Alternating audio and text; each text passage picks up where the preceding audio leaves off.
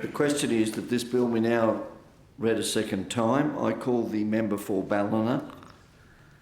Thank you, Mr Speaker. I rise today on behalf of the Greens to speak on the Rural Fires Amendment Bushfire Prevention Bill 2015. The Greens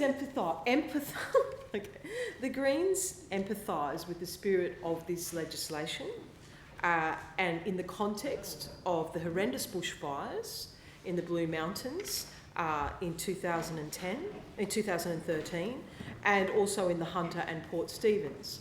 And I went to primary school in the Blue Mountains in Hazelbrook, and twice bushfires came up to the back of our property and destroyed my father's orchard.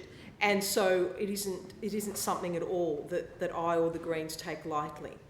The Greens have opposed the 1050 laws from the start because of the unintended consequences of these rules.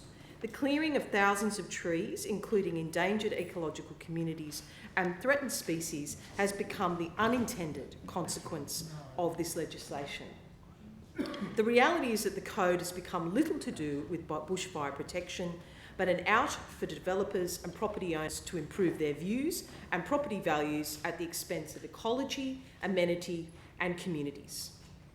The Greens have always supported responsible bushfire management and appropriate planning and rules to ensure inappropriate development in bushfire-prone areas is not allowed.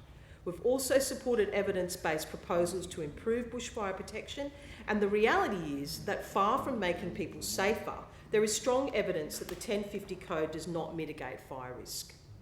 Evidence obtained under GIPA includes a New South Wales Rural Fire Service assessment of the Victorian Code, which is very similar to the New South Wales Code. In that report, concerns were raised about the disposal of waste and documents evidence of wood chips being scattered close to homes and infrastructure, which increases bushfire hazards. The report also flags concerns about breaking the relationship between trained assessors and the wider public, and suggests that by encouraging illegal tree removal operators, it further increases risks to the public.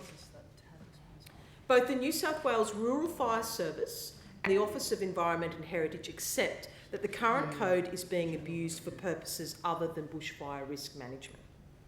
And Mr Speaker, as we heard earlier from the member for Tweed, on the North Coast the impact of 1050 has been particularly harsh.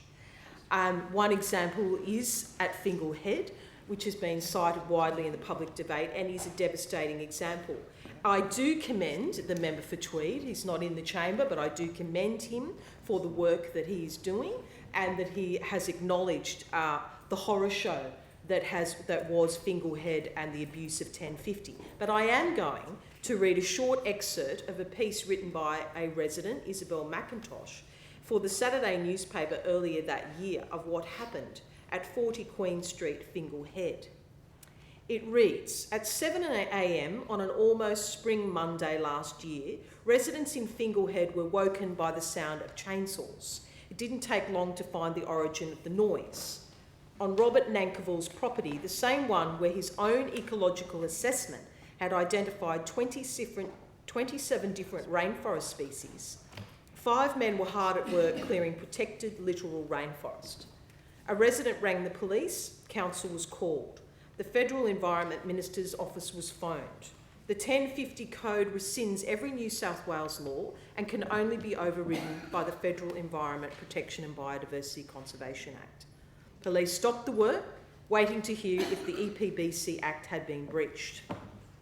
In a previous clearing incident prior to the 1050 code, Fingal Head Coast Care had successfully stopped unapproved clearing on the same property, arguing that heavy penalties could be imposed for destroying local protected vegetation. This time it was different. Greg Hunt's office phoned back saying that the 340 square metre area wasn't large enough to be of concern and the clearing could continue.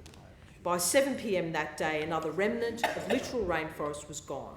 Trees were left uprooted and dying on the block. Eventually the lot, the seed source for the last remains of littoral rainforest on the North Coast, was mulched. And we also heard from the member for Tweed, he received a momentum of that time and how horrendous it was. Kay Bolton from Fingal Head Coast Care says that more than 44 mature trees were lost that day. With them went the hollows that takes decades to form in a tree's trunks and branches and provide a critical habitat to many species listed in the Threatened Species Conservation Act.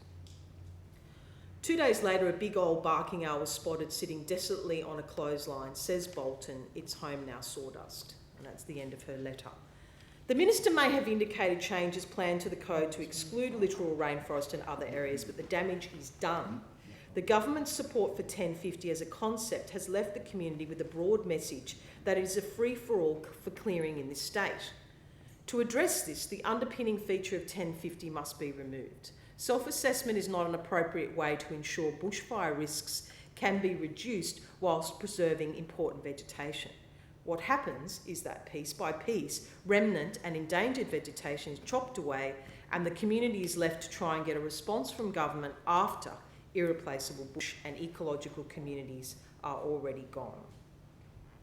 I would like to take this opportunity, Mr Speaker, to commend Kayleen Jones. It's in the spirit of today's matters around the SES. She's the Richmond Tweed Regional SES Commander, and praise her for her tireless and courageous service to our community because she has received a promotion to the role of Assistant Commissioner, Director, Regions East, and I congratulate her today.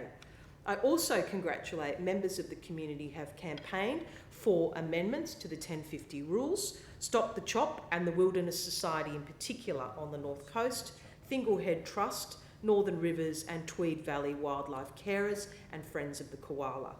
The community campaign is working very hard to convince the government that these amendments are necessary, and I'm sure that campaign will continue, and the Greens will be seeking to amend this bill in the upper house. Thank you. Mr Speaker,